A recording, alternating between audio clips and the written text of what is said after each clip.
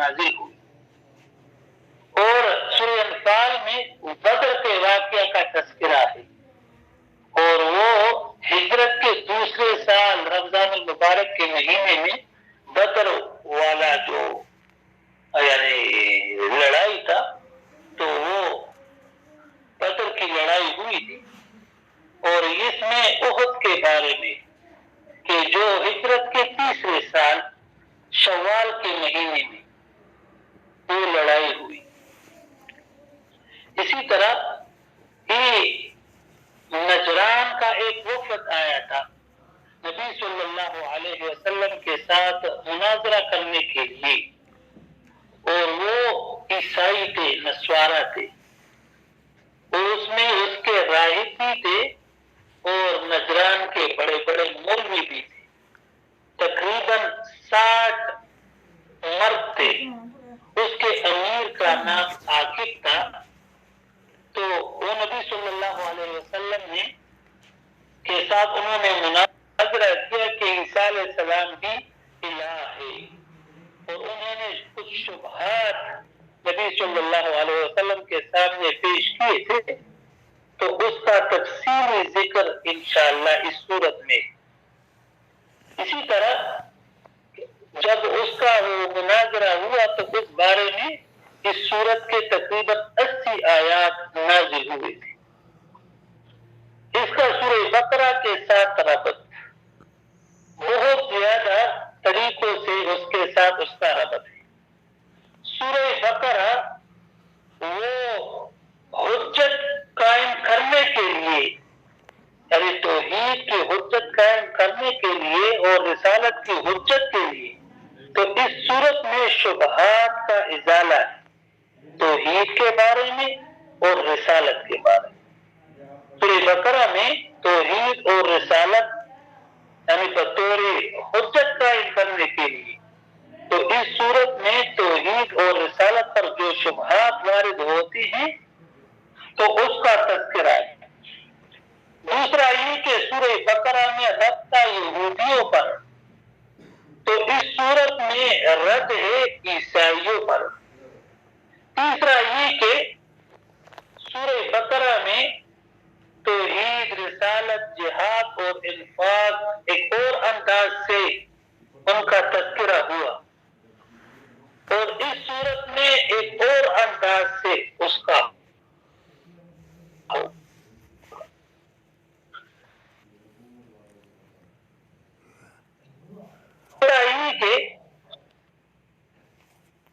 کہ خود اجمال تھا، اور سورہ آل عمران میں اس کی تفصیل ہے. سورہ بقرہ میں ذکر تھا وقودها الناس والحجارہ، کہ جو آگ کا ایندھن ہے لوگ ہوں گے اور پتھر. تو اس سورت کی آیت نمبر 10 میں ہے ان الذین کفروا لن تغنی عنهم اموالهم ولا اولادهم من اللہ شیئا وَأُولَئِكَ هُمْ وَقُودُ النَّارِ. آیت نمبر 10 میں کہ یقیناً وہ لوگ جنہوں نے کفر کیا ہرگز کام نہیں آئیں گے ان کے مال اور ان کی اولاد اللہ کے عذاب سے کچھ بھی. وَأُولَئِكَ هُمْ وَقُودُ النَّارِ، یہی کافر لوگ ایندھن ہے آگ کا.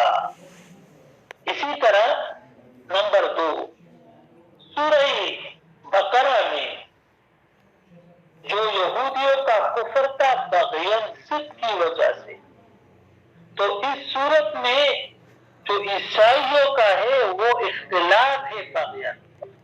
ادھر کفر تھا بغیاً ضد کی وجہ سے، یہ اختلاف ضد کی وجہ سے کرتے. آیات نمبر 19 میں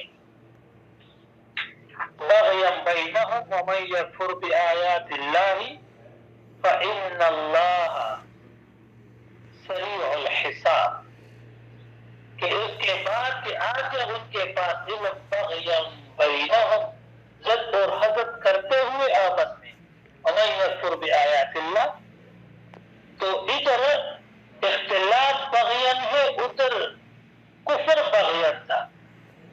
اسی طرح ذکر ہوا زین للذین کفروا الحیات الدنیا کہ مزین کیا گیا کافروں کے لیے دنیاوی زندگی. تو اس صورت میں ہے زین للناس حب الشہوات من النساء آیت نمبر 14 میں. نمبر 4 سورہ بقرہ میں ابراہیم علیہ السلام کی امامت کا تذکرہ تھا. امامت النبوہ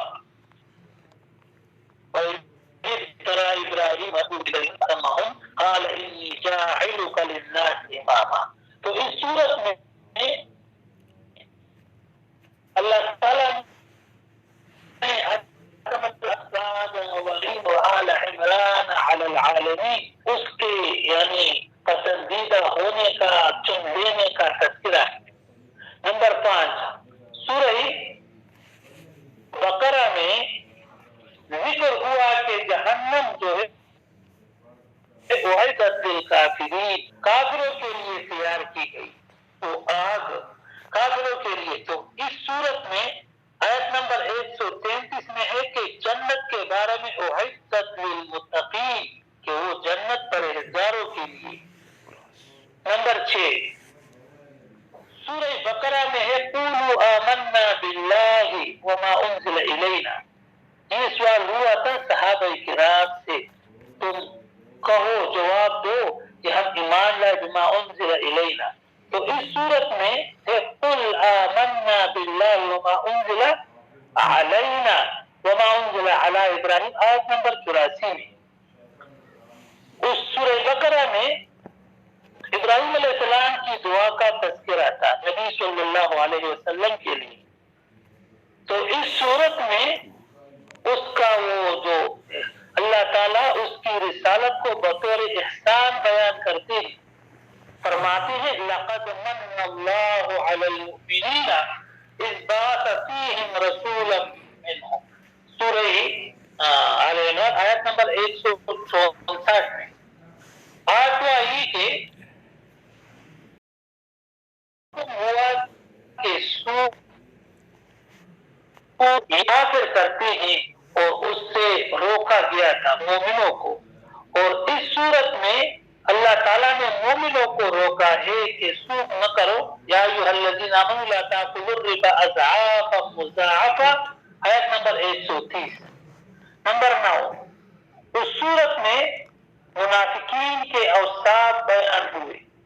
تو نبی صلی اللہ علیہ وسلم نے مکہ سے مدینہ ہجرت کی اور بدر کی لڑائی ہوئی اور اس کے بعد وہ جو منافق تھے تو ان کے اوصاف وہ قرآن نے بیان کیے وہ 15. تو اس صورت میں ان کے کچھ اور برے اوصاف بیان ہوں گے جو غزوہ احد کے وقت وہ ظاہر ہوئے. نمبر 10 سورہ بقرہ میں متقین کے اوصاف بیان تھے 5. تو اس صورت کے درمیان میں متقین کے اوصاف بیان ہوں گے آیت نمبر 134 135 میں. نمبر 11 سورہ بقرہ میں بیت اللہ کا تذکرہ تھا.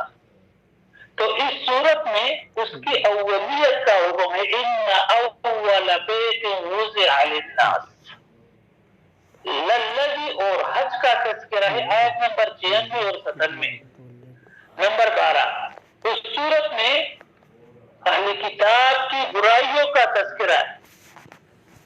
تو اس صورت میں اہل کتاب کے جو یہودی ہے کہ اس کی اطاعت نہ کرو اس سے مومنوں کو منع کیا گیا ہے آیت نمبر 100 میں. نمبر 13 اس صورت کے اختتام دعا کے ساتھ اور اس صورت کا اختتام بھی دعا کے ساتھ ہو. اس صورت کا دعویٰ سورہ آل عمران کا دعویٰ اثبات التوحید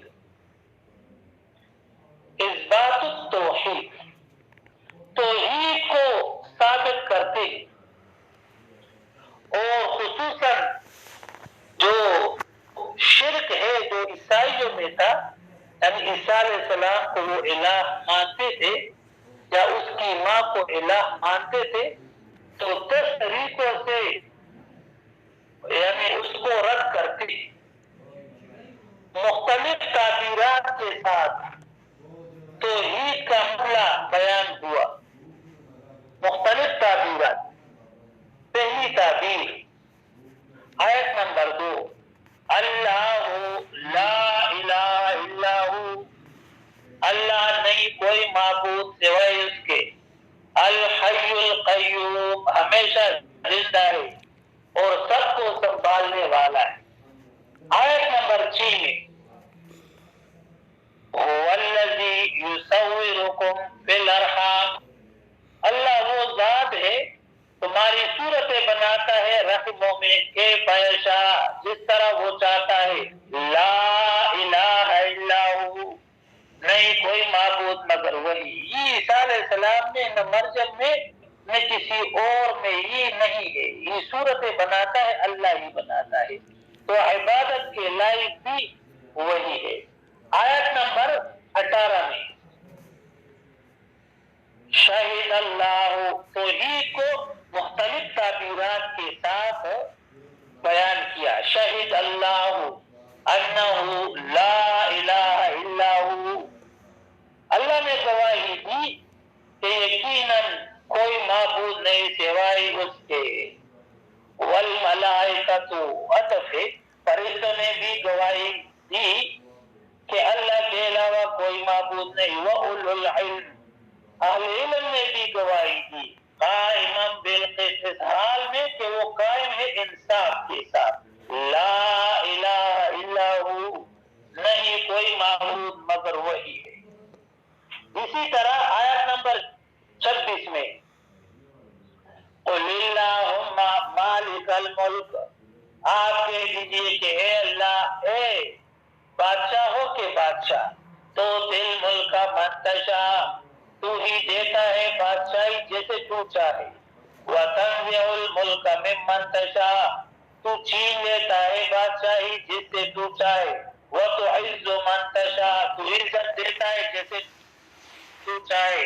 وتذل من تشاء، تو ذلت دیتا ہے جیسے تو چاہے. بیدک الخیر، تیرے ہی ہاتھ میں سب بھلائی ہے.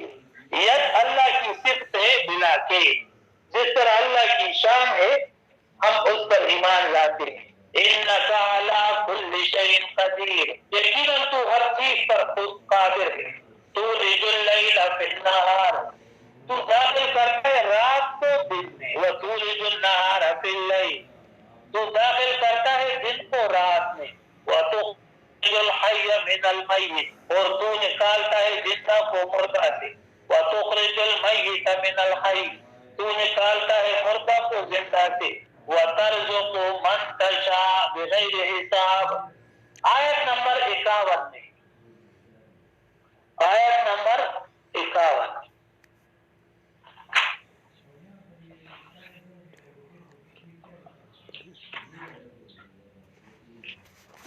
آیت نمبر 51 ان اللہ ربی و ربکم فاعبدوہ، بے شک اللہ میرا رب ہے تمہارا رب ہے. فاعبدوہ، اسی کی عبادت کرو. ھذا صراط مستقیم، یہ سیدھا راستہ ہے. اس لیے کہ توحید ربوبیت یہ لازم ہے توحید عبودیت کے لیے، کہ اس نظام کو مخلوق کو اللہ نے پیدا کیا، مخلوق کے لیے یہ نعمتیں اللہ نے پیدا کی، تو عبادت کے لائق بھی وہی ہے. اسی طرح آیت نمبر 62 میں، آیت نمبر 62 توحید. ان ھذا لہو القصص الحق، بے شک یقیناً یہی ہے بیان سچا. وما من الہ الا اللہ، نہیں کوئی معبود سوائے اللہ کے. آیت نمبر 64 میں بھی ہے قل یا اہل الکتاب تعالوا الی کلمۃ سواء بیننا وبینکم. یہاں اہل الکتاب سے مراد انجیل والے، کہہ دیجئے اے انجیل والو، تعالوا تم آؤ، الی کلمۃ سواء بیننا، ایک ایسی بات کی طرف جو برابر ہے ہمارے اور تمہارے درمیان. اللہ نعبد الا اللہ، یہ کہ ہم عبادت نہ کریں گے مگر اللہ کی۔ آیت نمبر 109، آیت نمبر 109،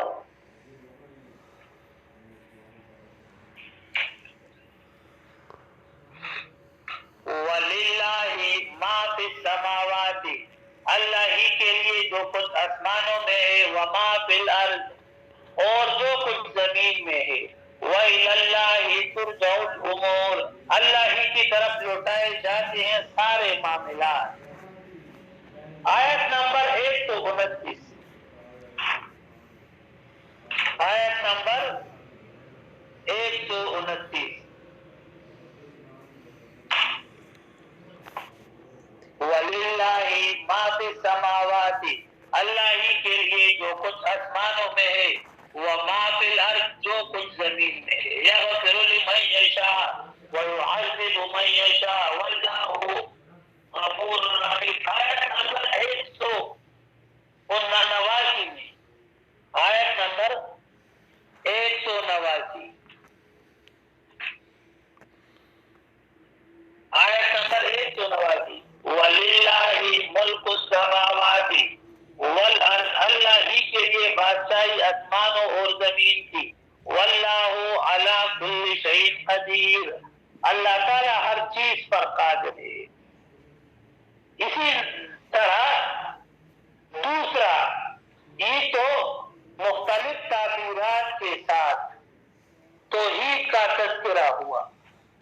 دوسرا یہ ہے کہ اس میں شبہات جو نصارہ اور عیسائیوں کے شبہات تھے عمران کے بارے میں اور اس کی جو بیوی تھی اس کے بارے میں، جو اس کی بیٹی تھی عمران کی اس کے بارے میں، جو مریم علیہ السلام، زکریا علیہ السلام کے بارے میں، تو اس کی عزت اور حقیقت کا تذکرہ ہے۔ تو اس سے معلوم ہوا کہ یہ سارے عمران، اس کی بیوی حنا، اس کی بیٹی مریم علیہ السلام اور زکریا علیہ السلام، یہ سارے عاجز بندے تھے، تو وہ الہ نہیں بن سکتے۔ اسی طرح ابراہیم علیہ السلام کے بارے میں کہ کچھ یہودی کہتے تھے کہ وہ یہودی تھے، عیسائی کہتے تھے کہ وہ عیسائی تھے، مشرکین مکہ کہا کرتے تھے کہ وہ ہم میں سے تھے۔ تو اللہ نے فرمایا ما کان ابراہیم یہودیا ولا نصرانیا ولکن کان حنیفا مسلما وما کان من المشرکین۔ نہ ابراہیم علیہ السلام یہودی تھے اور نہ عیسائی تھے، اور لیکن وہ پکے موحد تھے اور مشرکین میں سے بھی نہیں تھے۔ تو اسی طرح یہ شبہات تھے، ہر ایک شبہ کا دفع ہوگا انشاءاللہ اس صورت میں۔ تیسرا یہ ہے کہ دلائل نقلیہ، دلائل نقلیہ اس کو کہتے ہیں کہ جو پہلے نیک لوگ گزر گئے ہو، انبیاء کرام ہو یا اس کے علاوہ نیک لوگ گزر گئے ہوں، ان کے اقوال کو اللہ تعالی ذکر کرتے ہیں۔ جس طرح جو عمران کی بیوی تھی ان کا قول آیت نمبر 35 میں، آیت نمبر 35 میں عمران کی بیوی کا قول ہے کہ اذ قالت امرأۃ عمران، جب کہا عمران کی بیوی نے رب انی نذرت لک، اے رب بے شک میں نے نظر مانی، منت مانی، لکا تیرے لیے، ما فی بطنی اس بچے کی جو میرے پیٹ میں ہے، محررا آزاد کیا ہوا، فتقبل منی تو تو قبول کر مجھ سے، انک انت السمیع العلیم یقیناً تو خوب سننے والا جاننے والا ہے۔ ان کا قول ہے کہ اس نے منت مانی تھی اللہ کے لیے، اور یہ بھی ہے منت عبادت بھی ہے۔ دوسری بات یہ ہے کہ بندہ نیکی کرے تو اس کو اس آیات سے ثابت ہے تو اس کے بعد دعا بھی کرنی چاہیے کہ یا اللہ یہ مجھ سے قبول کر لے۔ اسی طرح ابراہیم علیہ السلام نے بھی بیت اللہ کی تعمیر کی،